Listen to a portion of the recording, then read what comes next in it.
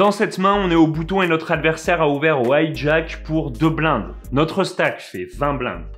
Dans l'application Ranger, voilà ce qu'on conseille de faire face à son ouverture au hijack. On adopte une stratégie polarisée, c'est-à-dire qu'ici, toutes les mains en marron sont des mains avec lesquelles on veut faire tapis directement pour nos 20 blindes, et les mains en vert, ce seront simplement des calls.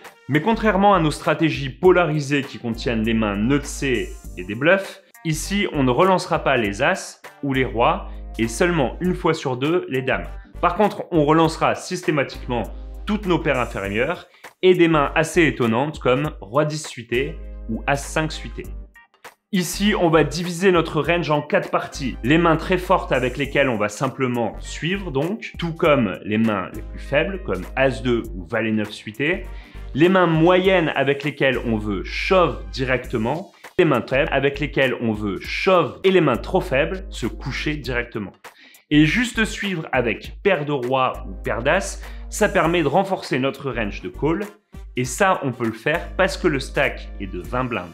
Si on avait un stack plus gros, on conseillerait à chaque fois de relancer en 3 bêtes avec ces mains-là. Mais ici, le risque de perdre beaucoup de jetons est réduit puisque notre stack est petit. Le pot fera donc au moins 6,5 blindes si tous les autres joueurs se couchent après nous.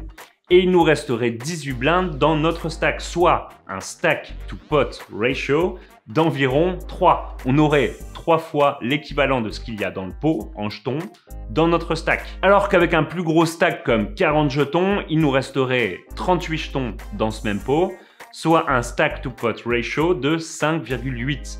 Dans le premier cas, les jetons finiront souvent au milieu et on pourra remporter un gros coup, en tout cas tous les jetons de notre adversaire. Dans le deuxième cas, ce sera moins souvent vrai. Mais en simplement suivant, on se donne aussi la possibilité de se faire reshove en squeeze par un joueur après nous. Un squeeze qui pourrait d'ailleurs être suivi également par le relanceur initial. Et on serait dans une excellente situation pour gagner un très gros coup. Ce cas de figure, il est encore plus vrai quand il y a des bounties en jeu. Parce que tous les joueurs seront plus tentés de jouer plus de mains et plus agressivement. Bref, faites varier votre manière de jouer vos paires d'as et vos paires de rois quand le stack est petit ou qu'il y a des bounties, ça peut rapporter gros. Voilà pour cette vidéo sur l'étude d'un cas pratique avec le solver. N'hésitez pas à laisser un commentaire, liker la vidéo et à vous abonner si ce n'est pas encore fait. S'il y a des concepts ou des termes que vous n'avez pas compris, je vous invite à jeter un coup d'œil sur le site tutopoker.fr où vous trouverez des cours vidéo et des cours écrits, des fiches techniques, des quiz vidéo et des quiz écrits, ainsi que l'application Ranger qui nous donne les ranges pré-flop. Il y a déjà une centaine de vidéos dispo pour vous aider dans votre jeu. Merci d'avoir suivi cette vidéo jusqu'au bout. C'était Hugo pour Tuto Poker.